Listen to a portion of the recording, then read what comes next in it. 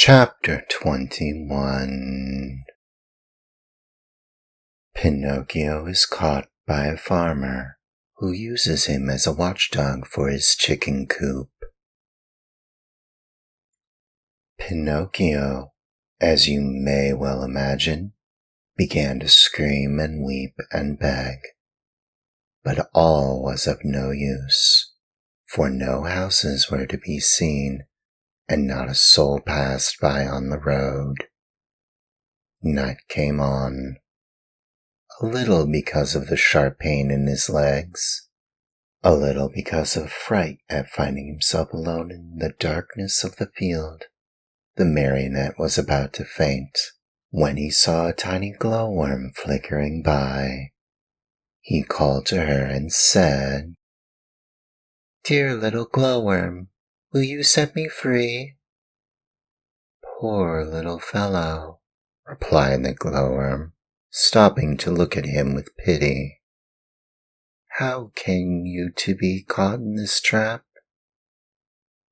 "I stepped into this lonely field to take a few grapes and—" "Are the grapes yours?" "No." "Who has taught you to take things that do not belong to you?" "I was hungry." "Hunger, my boy, is no reason for taking something which belongs to another." "It's true, it's true," cried Pinocchio in tears. "I won't do it again." Just then, the conversation was interrupted by approaching footsteps. It was the owner of the field, who was coming on tiptoes to see if, by chance, he had caught the weasels which had been eating his chickens. Great was his surprise when, on holding up his lantern, he saw that, instead of a weasel, he had caught a boy. "Ah, you little thief," said the farmer in an angry voice. "So you are the one who steals my chickens." "Not I. No, no," cried Pinocchio, sobbing bitterly. "I came here only to take a very few grapes." He who steals grapes may very easily steal chickens also. Take my word for it, I'll give you a lesson that you'll remember for a long while. He opened the trap, grabbed the marionette by the collar, and carried him to the house as if he were a puppy. When he reached the yard in front of the house, he flung him to the ground, put a foot on his neck, and said to him roughly, "It is late now, and it's time for bed. Tomorrow we'll settle matters. In the meantime, since my watchdog died today, you may take his place and guard my hen house." No sooner said than done. He slipped a dog collar around Pinocchio's neck and tightened it so that it would not come off. A long iron chain was tied to the collar. The other end of the chain was nailed to the wall.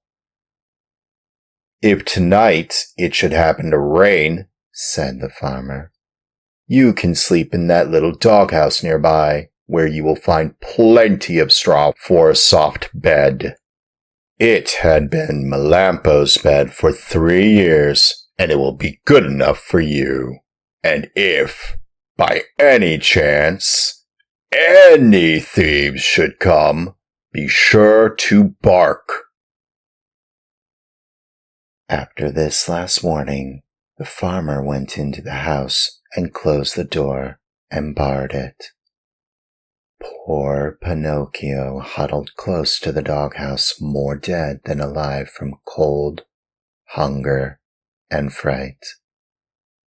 Now and again he pulled and tugged at the collar which nearly choked him, and cried out in a weak voice, "I deserve it. Yes, I deserve it. I have been nothing but a truant and a vagabond. I have never obeyed anyone, and I have always done as I pleased.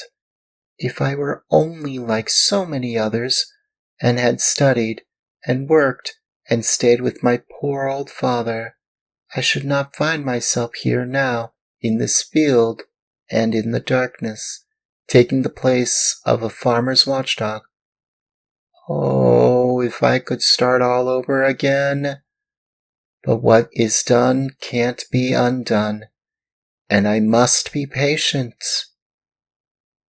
After this little sermon to himself, which came from the very depths of his heart, Pinocchio went into the doghouse and fell asleep.